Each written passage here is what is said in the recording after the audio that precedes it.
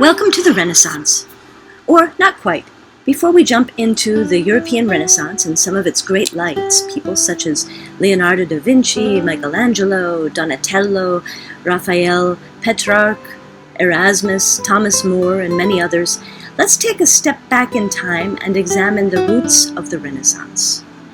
What caused a sudden flowering of artistic and scientific endeavors during the period of the 1400s to the 1700s, beginning for the most part in Italy and spreading outwards into the rest of Europe? Various factors made it possible to produce the kind of stability and the kind of economic resources that would support growth like this.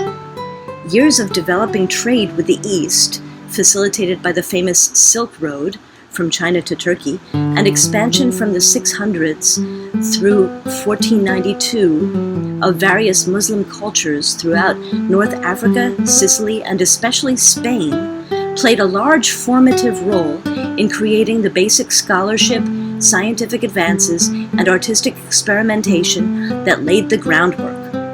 To give a more precise sense of what was happening in Spain at the time, at this period, most of Spain was focused on the southern regions of the country and was called Al-Andalus, or Andalusia, from 700 to 1492 CE. Here is an extended excerpt from the theoretical nuclear physicist Jim al-Khalili's wonderful book, The House of Wisdom: How Arabic Science Saved Ancient Knowledge and Gave Us the Renaissance. Penguin Books, reprinted in 2012, and the audiobook is from 2019 and is narrated by Simon Vance.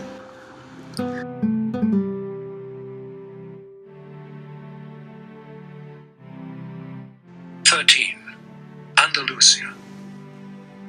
During the most splendid period of Islamic Spain, ignorance was regarded as so disgraceful that those without education concealed the fact as far as possible, just as they would have hidden the commission of a crime. S.B. Scott, History of the Moorish Empire in Europe. Possibly most importantly, in the broader discussion of the scientific achievements of medieval Islam, it was mainly via Spain that we see the transmission of Arabic science into Europe, a process that took longer than the 2-century duration of the translation movement which brought Greek science to the Arabs. The official Umayyad Caliphate's rule in the East had been ended by the Abbasids in a famous battle on the banks of the river Zab, near Mosul in Iraq, on the 25th of January 750 CE. To ensure that they did not try to claw back their power, the Abbasids ordered the massacre of every member of the Umayyad royal family. But they were not as thorough as they had hoped. One young Umayyad prince by the name of Abd al-Rahman, a grandson of the earlier caliph, managed to escape. Together with his close companion Bedr, this 16-year-old prince evaded the Abbasid guards by swimming across the Euphrates. With the help of tribes still loyal to the Umayyads, Abd al-Rahman made his way to Egypt and eventually across North Africa and into Spain. By 756, with courage and intelligence, it slowly built up a power base, capturing first the city of Seville and then Córdoba, defeating the Abbasid governor there and making it his new capital. He immediately proclaimed himself the first Umayyad Amir of Andalusia, Abd al-Rahman I, refusing to recognize the Abbasid Caliphate in Baghdad. It was not until the reign of Abd al-Rahman's great-grandson, Abd al-Rahman II, ruled 822 to 52, that peace and prosperity, and with them an intellectual awakening, began to take root. Thus, at the same time that al-Ma'mun was setting up his house of wisdom in Baghdad, Cordoba was also tentatively seeing the first green shoots of scholarship. Abd al-Rahman II dedicated himself to attracting the very best scholars his generous patronage could buy, in the hope of rivaling Baghdad as a center of learning. Culturally, Cordoba first tried to imitate Baghdad, and its people loved to hear from travelers arriving from the East about the latest stories, fashions, and songs. One of the first to join Abd al-Rahman's court was an Iraqi musician by the name of Ziryab, Blackbird. nicknamed from his dark complexion, beautiful singing voice, and fine appearance. A jealous music teacher driven Ziryab out of Baghdad, so he made his way to Cordoba in 822, but al-Rahman hired him at a handsome salary. Ziryab would take Islamic Spain by storm, and quickly became a cultural icon, introducing the Cordobans to the very latest ideas from metropolitan Baghdad, from music and eating customs to hairstyles, perfumes, and deodorants. Not only did he become the arbiter of taste in 9th century Andalusia, a cornerstone of Spanish music and art, he was also a generous patron of the sciences.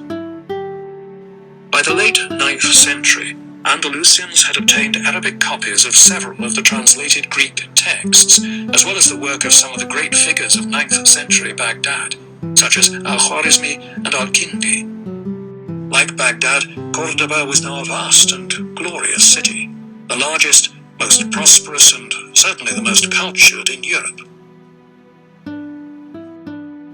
Just like Al-Rashid and Al-Ma'mun, these Andalusian rulers now had the luxury of peace and prosperity, with scholars enjoying their generous patronage. Al-Hakam, mirroring Al-Ma'mun's obsession with books, would use the vast sums of money at his disposal to satisfy his own obsession. He would send men to the east to obtain copies of all the books they could lay their hands on, enabling him to build a great library within the royal palace next to the great Mosque of Cordoba, which would soon hold almost 500,000 books. The largest library in Christian Europe at the time had no more than a few hundred manuscripts. Al-Hakam employed many scribes to make copies of all books brought back. The philosopher Ibn Hazm records that the library catalogue alone filled 44 volumes of 50 folios each. And so we find that original science grew slowly in Andalusia. But grow and blossom it eventually did. At its peak, Andalusian science was dominated by medicine and philosophy. As in the East, the early physicians in Muslim Spain were mostly Christians. But now, rather than studying the texts of Galen, they had access to the best that the Islamic East could offer. The very first of the great Andalusian scientists is also probably the best known. In fact, he was the only medieval scientist I had heard of as a boy growing up in Iraq. His name was Abbas ibn Firnas, 810 to 87, the legendary inventor and the Leonardo da Vinci of Islamic Spain. He is also regarded as the world's first aviator. He is honoured on Arabic postage stamps and has airports named after him, as well as a crater on the moon. A most colourful character and a remarkable polymath and inventor, he lived during the reign of al-Rahman II. He had come to Cordoba to teach mathematics and music after travelling to study in Baghdad. Ibn Firnas had an insatiable curiosity and foolhardy courage. He made his famous attempt at controlled flight when, at the age of 65, he built a rudimentary hang glider and launched himself from the steep side of a mountain in Rusafa, known in Spanish as Arusafa, a few miles northwest of Cordoba. Some accounts claim he remained airborne for several minutes before landing badly, hurting his back. Although he was able to alter his altitude and direction in order to reach his target landing spot, he had not taken into account the importance of birds' tails in flight, and later said that the landing could have been improved by providing a tail apparatus. Another Andalusian scholar, Ibn Bajjah, Avon Pace, died 1139, famously proposed that the Milky Way was made up of very many individual stars and only appears to have a continuous misty glow from the effect of refraction in the Earth's atmosphere. There also seems to have been a group of Arab and Jewish astronomers who carried out observations in Toledo around 1060. This group produced a Zij based on those of al-Khwarizmi and the Syrian astronomer al-Battani. It would seem that these Toledan tables were far from the best or most accurate examples of Islamic astronomical measurements, but they had the advantage of being produced in Toledo, the single most important city for the transmission of Arabic science to the West. As such, the Toledan tables were quoted by many later influential European astronomers, including Copernicus. They even make it into Chaucer's Franklin's Tale. Without doubt, the most famous of the Andalusian philosophers was was Abu al-Walid Muhammad ibn Ahmad ibn Rushd, Averroes, 1126–98, who is considered by many to be the father of secular thought in Europe and one of the most important philosophers of all time. He is famous for extending the work of the previous Islamic philosophers, the ulama, such as al-Kindi, al-Razi, al-Farabi, and Ibn Sina, into integrating Aristotle's philosophy with Islamic theology. Being the last in this line of Islamic thinkers and the one on Europe's doorstep, his work was to become well known across the continent. Indeed, if you look carefully at Raphael's wonderful painting in the Vatican, The School of Athens, 1510, depicting the world's greatest philosophers, the only Muslim you will find is Ibn Rushd. Of course, for Raphael, as indeed for any European, the two central characters in the painting are, unsurprisingly, Plato and Aristotle. But no other Muslim philosopher makes it, not because they are not worthy enough, but because Raphael would not have known of them. His interpretation of Aristotelian philosophy, known as Averroism, developed into a school of thought that had a lasting effect on Christian theologians keen to explore whether Aristotle's philosophy could be merged or reconciled with Christianity in the same way it had with Islam. During the Golden Age of Andalusia, there were large and prosperous Jewish communities that for the most part coexisted peacefully alongside Muslims and flourished in the major cities. But with the slow decline of the Golden Age came a worsening of relations between the two communities that led to several pogroms in the 11th century and horrific massacres of the Jews, particularly at the hands of the Berber dynasties. I will, however, say a little about the geographer al-Idrisi, circa 1100 to 66. Educated in Córdoba, he travelled widely and would finally settle in Sicily, where he was employed by the Norman King Roger II to produce a new world atlas.